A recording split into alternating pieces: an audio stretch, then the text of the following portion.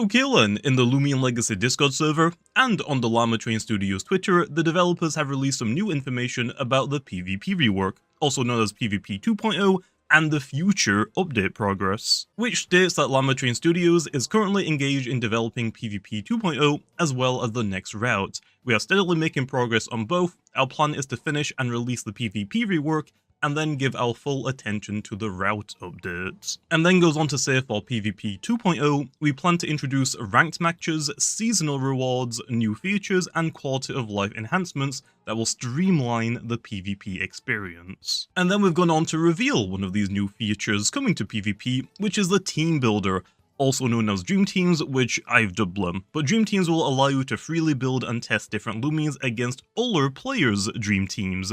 You can use this feature to lab out your Loomians and teams that you're interested in building for real competitive play.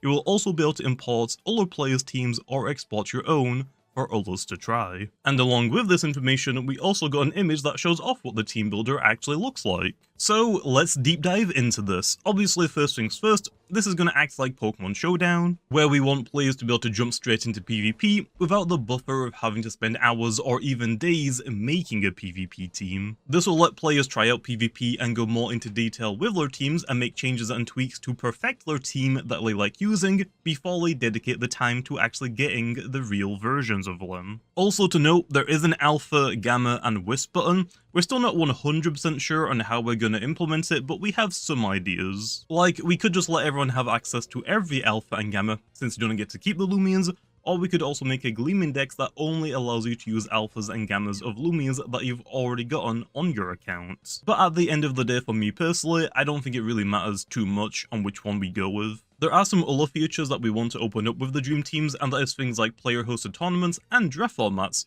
So we'll probably make Dream Teams very similar to how the current PvP pop-up works, where you can choose what level you want to play at, and then if you want to play a casual or competitive rule sets. But finally, let's go back to that long announcement post and look at the second thing that was talked about, which is everything else other than the Dream Teams. We're planning to do ranked matches, which will come with a leaderboard, and we also plan to have different ranked seasons, which at the end of them will come with seasonal rewards. Which also, to add on to this, will most likely aim to make changes to each ranked season so they don't feel repetitive. For example, Season 0 will be our test season, which will probably be anything goes, where you can use any Loomian you want, with only the species clause, item clause, and sleep clause. But then for Season 1, we could do something like a singles battle format with species, item, and sleep clause, along with some Loomian bans that are deemed too strong and should hopefully freshen up the metagame. And then after that we could look into other things like a doubles format and so on. Other than that, we have some ideas for new features like the Dream Teams, which I can't go too much into detail on. There are a couple of smaller things like having new battlegrounds and even having new battle music that would be nice additions, since you know, we've kind of had the same battleground and music for almost 5 years now, I think. And finally, the quality of life enhancements, which of course will hopefully make getting your real PvP team a lot easier and hopefully take a lot less time. So we could look at a lot of things like rallying overall, the TP system could get a couple of tweaks to make it easier overall to train your Loomians, and then of course we have more PvP items that I've been sitting on for at this point it feels like years, as well as other items that could also lessen the amount of time that you need to spend on making a team, or at the very least give you a different option to grind for them, like mints and ability capsules, which I don't think anyone really has a problem with. We could look into shards, which my idea is to pull them into the UMV, and of course the secret ability patches, which are a touchy subject, but are still on the table, which I'd like to have an open discussion with the community again to find a good balance that would make everyone happy. Although right now, it's too early to do that, so let's wait until we get closer to the PvP 2.0 release. But I think the best idea I have currently is to make wild secret abilities have a different color secret ability icon in the menus,